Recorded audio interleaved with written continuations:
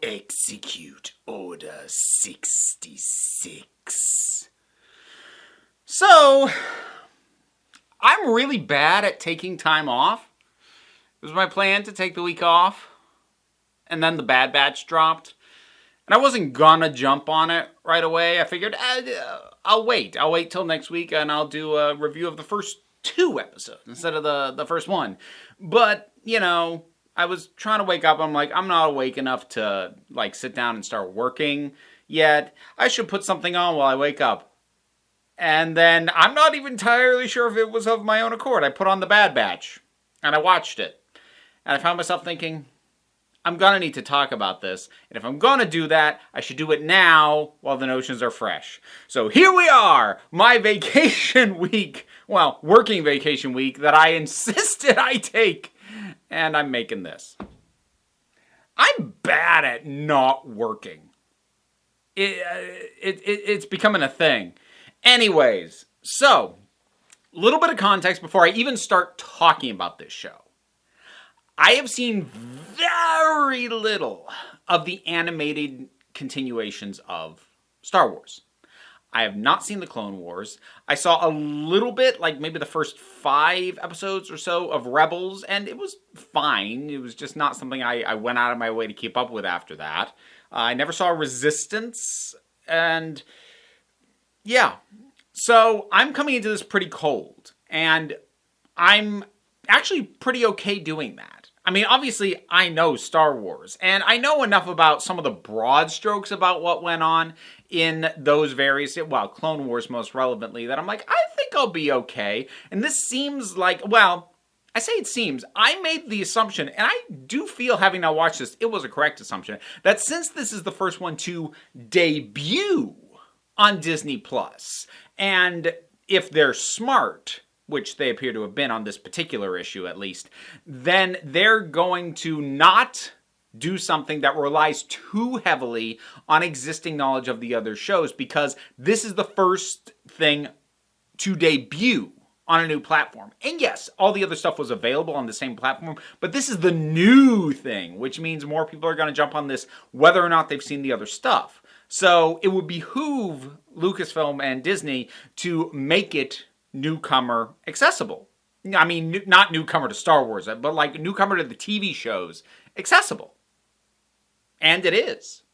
Am I gonna miss things that are callbacks to Clone Wars and other things? Oh yeah.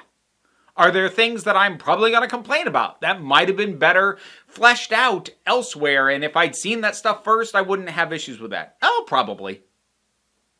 But I've said this before. I can only come in with the perspective that I have. I can't pretend that I have experiences or knowledge that I don't. So if you think that invalidates my opinion, what are you even doing here? Because I'm an expert on nothing. Why are you watching me? Anyways, so the Bad Batch covers the story of a particular unit of clone soldiers who, a little bit of wiki checking was revealed to me, were introduced in the final season of Clone Wars. And they are enhanced, but also in a way that sort of makes them not... It's not like they're the normal clone soldiers with extra abilities. They also just seem a little off. They don't follow orders as well. And a few other things along those lines. So, this picks up, opening episodes called Aftermath. It actually opens with the very end of the Clone Wars, and then Order 66 gets issued. And the rest of the clone soldiers turn on the Jedi, and the folks of the Bad Batch are a little bit more, this doesn't feel right. In particular, their leader does. So I suppose I should go over the characters in the Bad Batch. I will get into spoilers on this episode a little bit later, but I'll warn you when I get in there. So we've got Hunter, who's effectively the leader. We have Tech, who's the tech. We have Wrecker, who's the big guy. We have Crosshairs, who's the sniper. And we have Echo, who... I'm actually not entirely sure what his role within the thing... I guess he's comms and med? I think? It's not entirely clear to me what his function in the group is. Maybe that'll be clearer to me as things go on. Who knows? but we watch them sort of come to a realization that now that the Republic has become the Empire, things are headed in a way that might not fit with who they are and what they believe they were fighting for.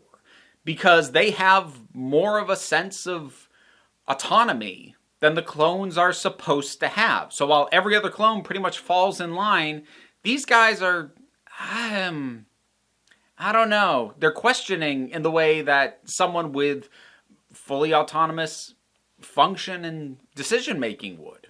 And they're going to make their own decisions. And it's pretty good. It does a good solid job of establishing who these characters are, the situation that they find themselves in, and making their choices understandable. Now, it is all pretty... Basic seems crueler than I mean it, but I'm lacking the ability to think of another word right now. It is very straightforward. All of these characters so far are extremely what you see is what you get. Right now, there's not a lot of depth. And it's pretty much the epitome of, I'm going to reference this. So if you watch Trope Talks, which I recommend, it's a great series. One of the things that gets frequently brought up there and had an entire episode devoted to it is the idea of the five-man band, which is normally consistent of the leader, the lancer, the smart guy, the big guy, and the heart. And it seems very clear that the show has set up all of these people very flat out with one superfluous character who I'm not going to name because that's getting a little bit into sort of what goes on later. I suppose I do need to start getting into spoilers. Overall, it was pretty good. I'm not in love with the design on the characters, but I'm just going to have to get over that. That's the standardized design that they've gone with for these shows. So that's just something that I'm just going to have to deal with. And I don't hate it. I just don't love it. But visually, it's pretty good.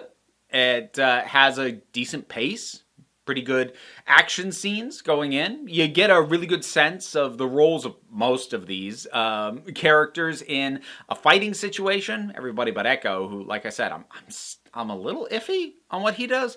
But other than that, it does a good job of showing the team dynamic and giving us a sense of how these characters are different from the other clone soldiers, but also differentiated from each other.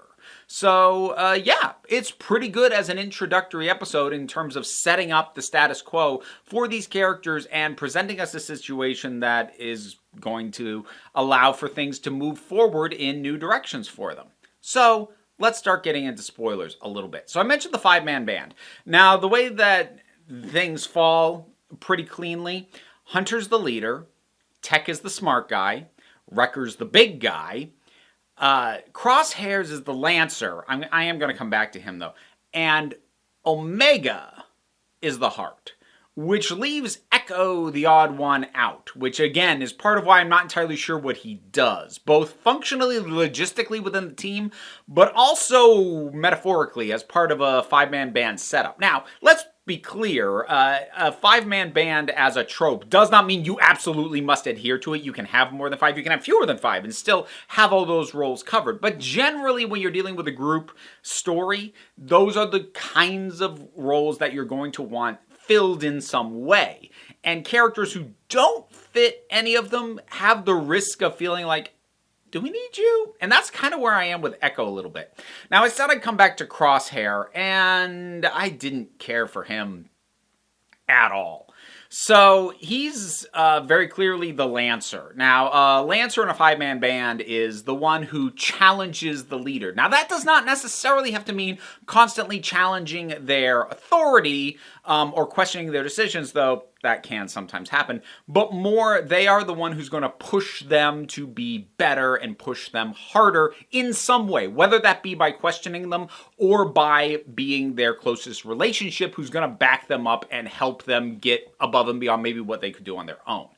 And that's very much Crosshair, and Crosshair is the confrontational Lancer. That is just flat out what he is. And what's really annoying is that by the end, when they successfully sort of charge up his obedience chip in his head, the thing that doesn't really seem to work in the other four, then there was just no, for me, there was absolutely no tension and no, oh no, to that, because They were just taking the jerk and making him more of a jerk. So to contrast this with a series that I absolutely adore and will still jump at the opportunity to talk about whenever I can figure out a way to fit it in, She-Ra and the Princess of Power and Catra. So the way that thing starts out, with Adora and Catra together working in the Horde, and by the end of that opening story, Catra's still with the Horde and Adora has abandoned it. And you can see how their relationship broke in such a way to allow this divide. But the thing is, part of the meaning behind that, part of the reason the show was able to milk 5 amazing seasons of emotional drama out of that, is because we watched that they were close before that. They were friends. They got along. But there was still that divide that meant when the chips were down, they split in different directions. That's not really the case with Crosshair. He is questioning harshly Hunter right from the off. And he seems way more inclined to side with the Empire. Now, I get that he needed to show that a little so that the Tarkin and the whatever the race is that handles the clones can look at that and go, okay, so he's still showing like a little bit of obedience. Can we crank that up? But like they overplay it. Honestly, he was questioning Hunter and every decision that was not exactly following orders so much that I would have believed him turning sides without cranking up his obedience chip. It seemed that one of these two things was unnecessary. Either he needed to be a more closely integrated part of the team who didn't feel like he was already breaking from them, so that the switch takes something that was like maybe small and minor and cranks up so then there's a tragedy to it. Or you ditch the cranking up of his obedience chip, and the tragedy is that he chose of his own volition to side with the Empire. But doing it this way, there's no tragedy. The jerk is now a bigger jerk, as I said. And, like, he's boring. I'll be curious to see if they can manage to do anything with him that I find interesting. But right now, Crosshair, I do not care for this dude at all. And as far as Omega goes, who's the little girl who's also an enhanced clone, first of all, the way that information gets dropped and was also seeded earlier was fairly clever. I might have been able to figure it out if I'd been left with time in between episodes before they revealed that. But when Tech explains how he figured that out, I'm like, oh dang, yeah, you're right. Well done. Again, the kind of thing that if I'd had more time to think about it and it wasn't while I was actually actively watching the thing, I might have come to my own conclusion that would have been the same thing. But, revealing it a bit of the way in just making me go, oh, okay, yeah. Yeah, that worked pretty well.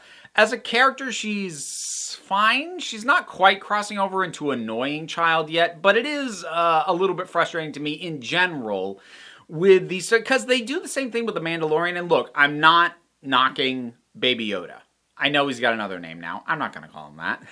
I'm not knocking Baby Yoda. Baby Yoda is wonderful and amazing and a terrific thing. But I will always be somewhat resistant to these stories about hard-nosed, get-the-job-done characters being saddled with protecting a kid. I just feel like it's a very forced way to make them care, and I'll let it slide a bit more in a film where you have less time and you need to use more shortcuts. But for a show, for a series, just develop the characters more. Get me to understand why they would actually sort of make these decisions on their own instead of dumping a child in their laps that is very obviously going to force them into certain circumstances and force them to confront certain things and make certain decisions in the interest of saving the kid, as opposed to just doing things because it makes sense for their characters. And you can make the argument that protecting the kid makes sense to their characters, but like it feels like forcing the issue to me. And again, we'll see how she plays out as a character and if my feelings are that stake. I get inherently nervous seeing characters like these saddled with a child. I'm like, okay. Maybe it'll work. Sometimes it does. Logan worked. But, I mean, again, that's a movie, and I think the shortcut is more acceptable there. Not to mention with how jaded he was well beyond anybody in the Bad Batch. But now I'm bringing too many comparisons. Now I'm comparing Logan, I'm comparing She-Ra. Stop that. But It's a solid setup. And the nods to other stuff that I did catch, we've got Saw Gerrera, who I don't really know from the show, but I do know from Rogue One. And we've got Caleb, who I do remember showing up in Rebels. And that was, oh God. Can we talk about how awkward it was for that voice? I think it was Freddie Prinze Jr., but that voice coming from someone that age, emerging from a character who looked like he was 16. Like, And that was the main thing that caused me, because I was pretty sure that was the same one from Rebels, and then I double-checked, I'm like, yeah, that's him. But I'll tell you, man, that voice was a huge kickoff. I'm like, well, obviously this is supposed to be somebody who shows up in later stuff, because that is not the appropriate voice to be coming out of that character. Wow. But, like, that's a weird, tiny little nitpick thing, but it's stuck in my head. What are you gonna do? The Bad Batch. Solid start. I'll stick with it. I suppose it'll be my new weekly review show until Loki comes out. I can talk. But what did you think about it? Whatever your thoughts are, drop something down in the comments. Let's talk about it. Like, share, subscribe. I have a Patreon. There may or may not be a link up there. There'll be a link in the description regardless. I would not be able to do this without that support, and there are rewards for every tier. But no real pressure on that.